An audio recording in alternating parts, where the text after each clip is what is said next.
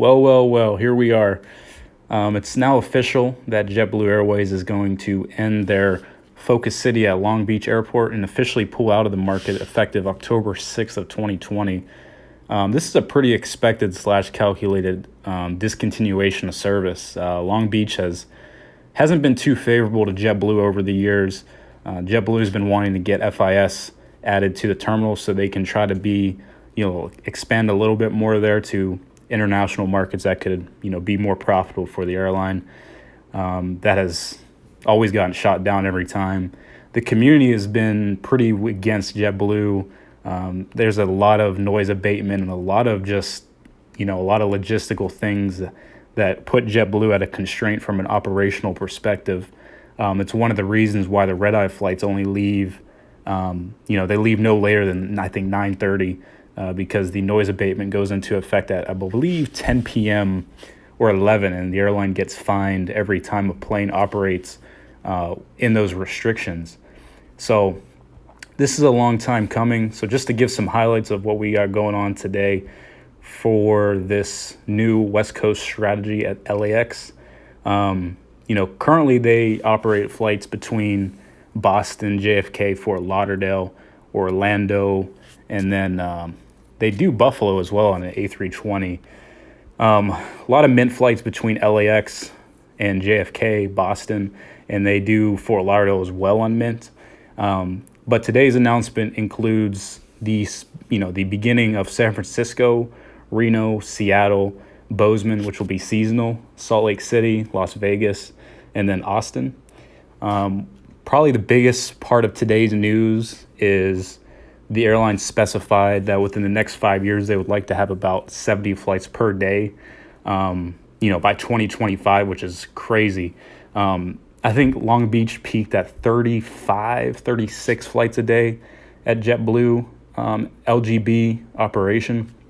So this is really big news, especially if you look at the aircraft that JetBlue is receiving in the next few years. Well, this year and then, the following years.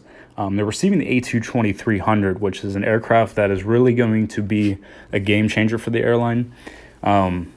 Originally, it was going to be a game changer in Boston, but with the business travel going to be the last one to recover, this aircraft might have a little bit of a different strategy initially for JetBlue. But it's going to be really interesting to see what routes they add.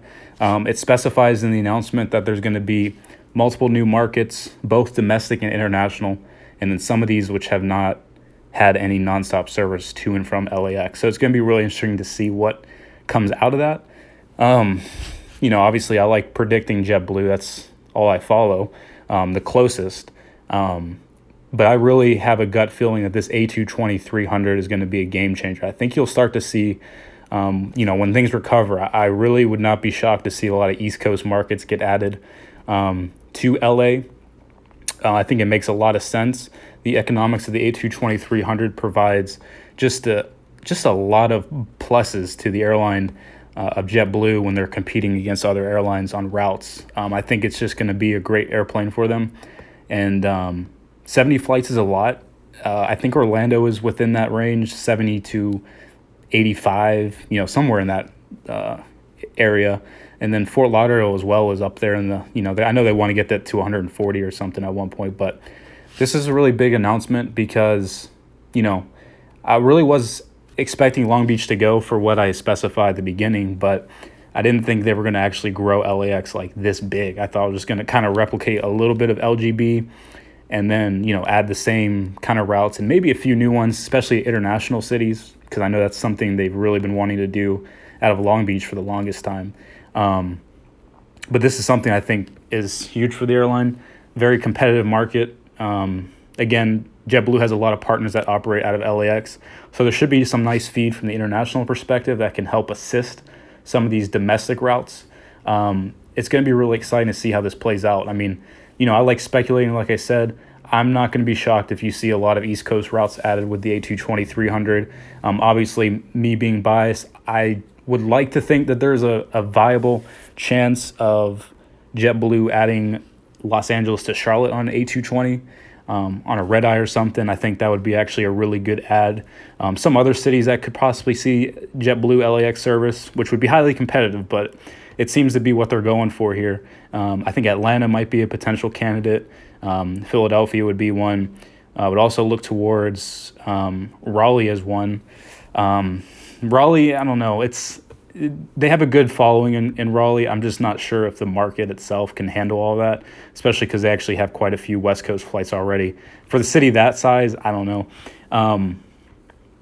Just some highly competitive ones might be interesting, like seeing like Chicago, maybe Minneapolis, Nashville.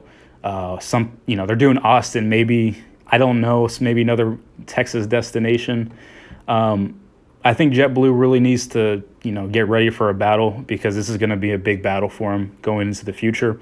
Obviously, there's a lot of hub/focus cities in Los Angeles, so they got a lot on their hands. But I think you're already starting to see a lot of the legacy airlines kind of cutting back LAX, post-pandemic.